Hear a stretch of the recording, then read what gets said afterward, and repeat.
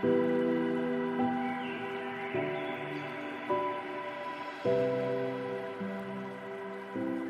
residenza è posizionata sulla collina torinese che guarda il versante chierese, sud Torino, posizionata perfettamente verso sud, e per questo si è cercato di sfruttare il declivio collinare inserendo i volumi dell'edificio nel terreno per avere il minore impatto possibile verso l'ambiente. Il suo posizionamento è stato voluto, nel senso che ho sempre cercato un terreno con una forte pendenza per poter sfruttare questi elementi.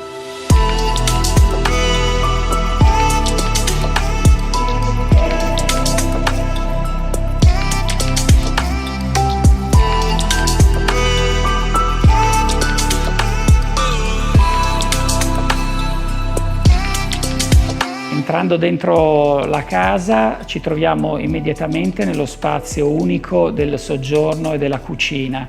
Qui si è voluto creare uno spazio vitale per la famiglia e ha questo canocchiale sempre aperto verso la natura, verso l'esterno. Un vero quadro che cambia tutti i giorni dell'anno ed è sempre diverso. I muri sono faccia vista in cemento armato con una casseratura in legno molto materica. Il soffitto è realizzato sempre in cemento armato, ma al cassero è stato aggiunto un pannello in materiale plastico che ha lasciato la boiacca attaccato al cemento e ha creato questo cemento molto liscio e lucido. Questo permette alla luce esterna di penetrare molto in profondità nella casa e portare all'interno i colori esterni. Muovendoci poi verso il corridoio si è deciso di dare una disposizione orizzontale alla casa, distribuita tutta a sud, quindi abbiamo tutte le stanze da letto disposte lungo un corridoio. Si è disegnato un lucernaio che percorre completamente la lunghezza della residenza e affaccia su 3 stanze da letto della stessa dimensione. Ogni stanza da letto ha una zona d'acqua con una doccia e dei lavabili, e abbiamo un elemento a cerniera dove si trovano i sanitari e un piccolo bagno lavamani per gli ospiti.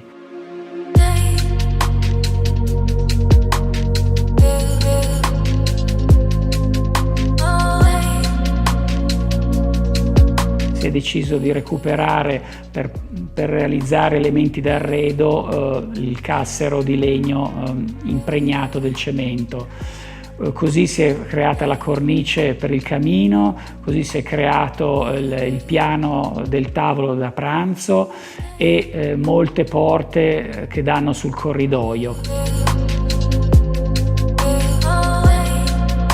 Tutti gli elementi della casa sono stati disegnati da me, anche le maniglie delle porte, le stesse porte realizzate con semplici pannelli in tamburato. Alcune sono state poi incernierate con putrelle sempre che arrivano dal cantiere.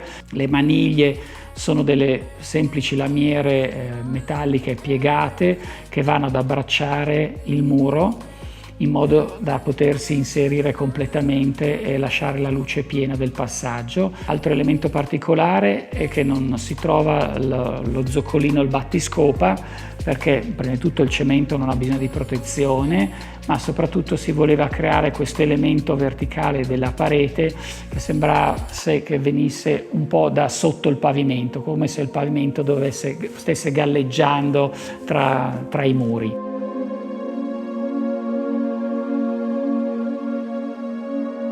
Un elemento molto particolare sono le finestre, o meglio le pareti vetrate, perché in effetti si tratta di pareti a tutta altezza in vetro che rivestono completamente la facciata verso sud. Vicino ogni tanto troviamo anche delle finestre di varie misure che hanno delle funzioni diverse. Per esempio in soggiorno troviamo una finestra sul retro del divano che guarda verso ovest e viene illuminata nel solstizio di primavera, il 21 giugno, dal sole che tramonta, oppure vicino al camino c'è una piccola finestra che dà sul verde del prato e serve per creare il contrasto invernale tra il fuoco del camino e la neve che si può vedere sul prato. Quindi ogni finestra rispecchia un colore, una caratteristica diversa della vista che permette la residenza.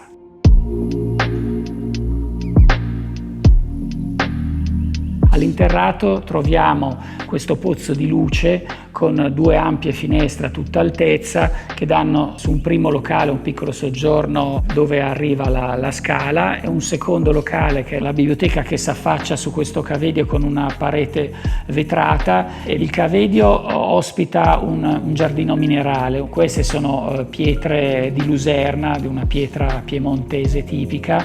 Le ho posate io per creare questa immagine un po' di giardino minerale che richiama un po' i disegni della land art che amo molto.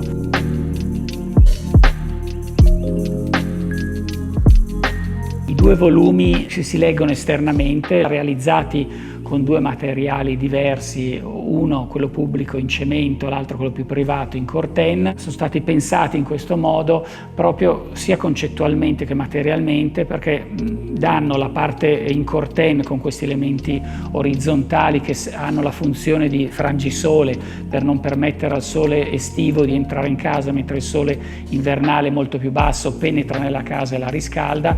Hanno anche la funzione visiva di protezione fisica verso l'esterno, come fosse una barriera. L'acciaio corten è un materiale che non ha bisogno di manutenzione, crea questa patina protettiva che assomiglia alla ruggine e ha questo colore molto naturale che si integra perfettamente con l'ambiente naturale circostante. Ci sono ore del giorno in cui sulle pareti delle stanze si formano questi disegni dovuti all'incidenza della luce del sole che entra nella stanza e che crea disegni di ombre molto molto particolari che amo molto.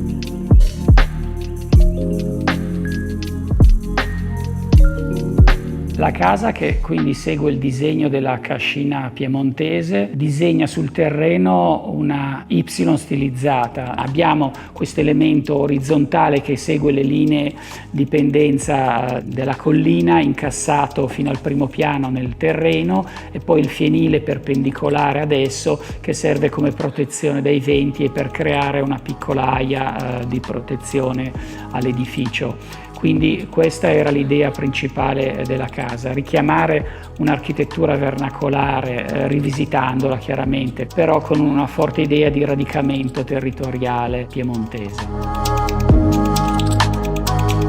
La piscina è un progetto particolare, è una piscina completamente biologica, non ha prodotti chimici al suo interno, funziona sfruttando microbatteri che si vanno ad inserire in un grosso spazio dedicato al filtro realizzato con pietra lavica. Questa pietra lavica, che viene abitata dai microrganismi, pulisce in continuo il flusso dell'acqua della piscina, dove l'acqua è sempre in completo movimento. La piscina ha un sistema di fondo mobile che serve sia a dare la posizione che si desidera dell'altezza dell'acqua, ma soprattutto di proteggere durante le giornate più calde di sole o durante la notte, proteggere l'acqua dai raggi solari in modo da non aumentare la proliferazione delle alghe, delle microalghe.